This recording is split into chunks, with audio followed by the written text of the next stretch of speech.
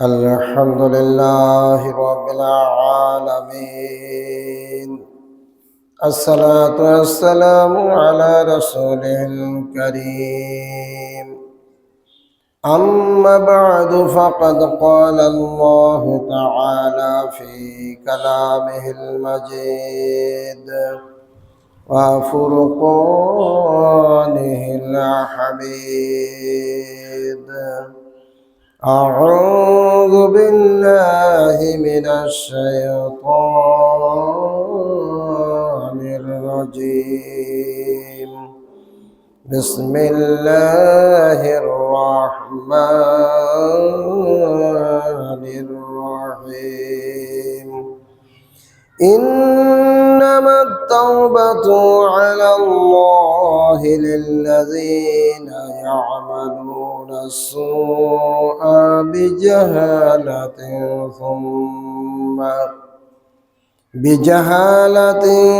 ثم يتوبون من قريب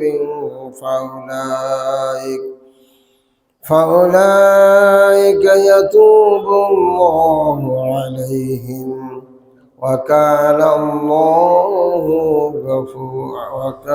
الله عليما حكيما. وليست التوبة للذين يعملون السيئات حتى إذا حضر أحدهم الموت قال إني تبت الآن ولا الذين يموتون وهم كفار أولئك أعتدنا لهم عذابا أليما. صدق الله العظيم.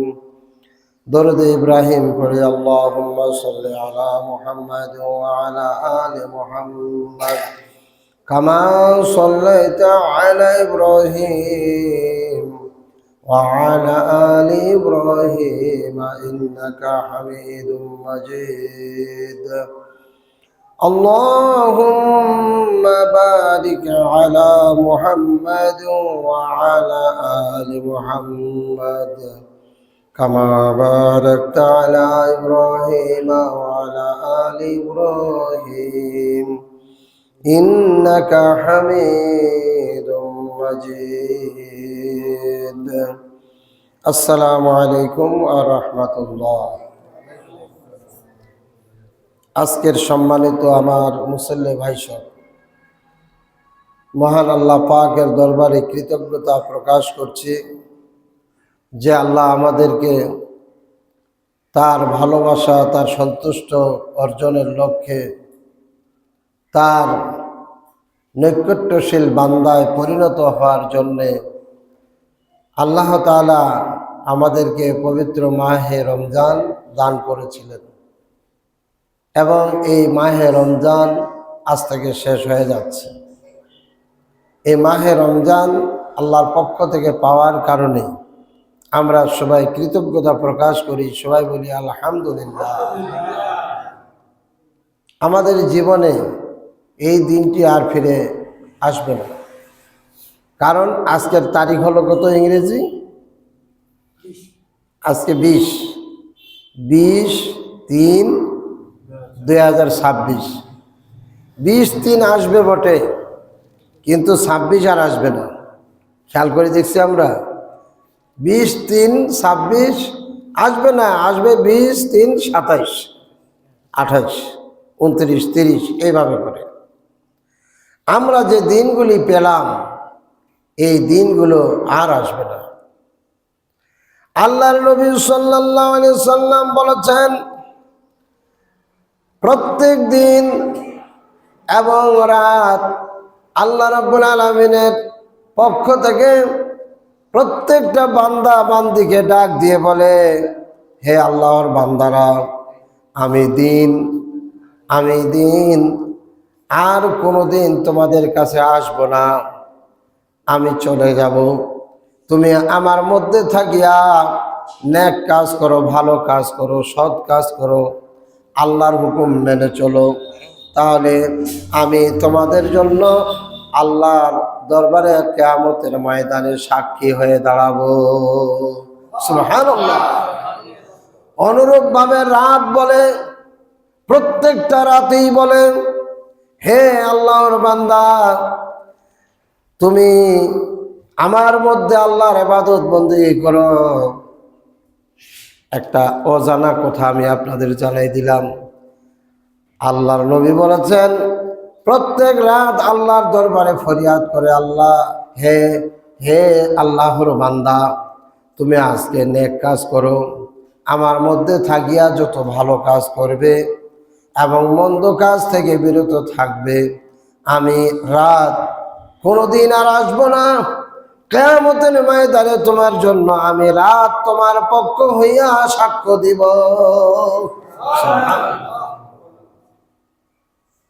কাজেই সময়ের মূল্য সাংঘাতিক।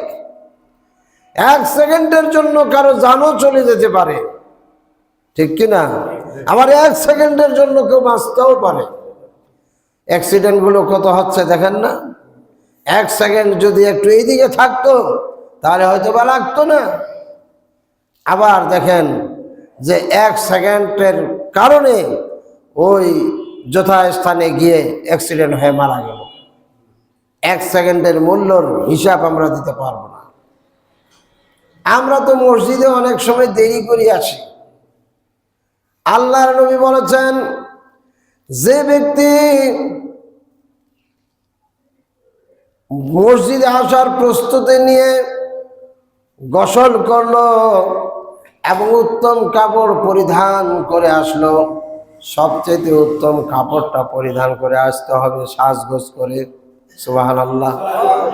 আমরা তো ওই জীর্ণ শীর্ণ কাপড়টাই নামাজের সময় পরে আসি, নাকি বলেন? এই বোতামটা এক পাকে খোলা, ওইটা আরেকটা লাগে না, হ্যাঁ, দেরিয়া হয়ে আসেই। একেবারে সবচেয়ে পুরাতন কাপড়টা পরে যাই। কিন্তু বলেন তো, ওই কাপড়টা পরিয়া কি বিয়ের বাড়ি যাবে, জামাইয়ের বাড়ি যাবে? সবচেয়ে ভাঁজ করা কাপড়টা পরে যায়। আল্লাহর নবী বলেছেন, উত্তম পোশাক পরিধান করে মসজিদে আসিয়া ইমামের খুতবা শুনতে থাকে। আল্লাহ তাআলা 1 বছরের নফল ইবাদতের সওয়াব তার আমলনামায় প্রদান করা হবে। সুবহানাল্লাহ। কোন ব্যক্তি মসজিদে আসিয়া যদি চুপ করে বসে থাকে, কোন তাসবিহ তাহলিল পাঠ না করে, জিকির আজকার না করে, তাহলে যতগুলো তাসবিহ পড়তে, যত রাকাত নামাজ পড়তে পারতো নফল নামাজ, ততগুলো নফল নামাজের সওয়াব তার আমলনামায় আল্লাহ রাব্বুল আলামিন দিয়ে দিবেন। বলেন সুবহানাল্লাহ। তাহলে আমরা সবচেয়ে আগে আসব। ছোট ছোট বাচ্চাদেরকে নিয়েও মসজিদে আসব। আল্লাহর নবী বলেছেন, ওই ছোট ছোট বাচ্চারা মসজিদে আসিয়া যখন সালাত আদায় করেন, শিখে নাই, কিছু জানে না, নামাজের সময় এদিক ওদিক তাকায় ছোট বাচ্চারা, এই বাচ্চাটাকে পূর্ণ সওয়াব দান করা হবে প্রাপ্তবয়স্ক না হওয়ার আগ পর্যন্ত। এইভাবে করে যখন ভালো কাজ করবে, ওর সওয়াবগুলো আল্লাহ তাআলা তার মা বাপের আমলনামায় পৌঁছাই দিবেন। সুবহানাল্লাহ। আর আমরা কি করি? এবার তুই রোজা থাকিস না, এখনো সময় হয় নাই তোর, শুকাই যাবো, হ্যাঁ খাই না, তুই খা বা খা, ভাত খা, ভাত খা, ভাত খা, রোজা ভাঙ্গি দেয়। আপনি বলেন তো, এক রোজা রাখার কারণে আজ পর্যন্ত কোনো মানুষ মারা গেছে না খেয়ে? বরং রোজা যত রাখছে তত শরীরটা আরো চাঙ্গা হয়েছে, আলহামদুলিল্লাহ।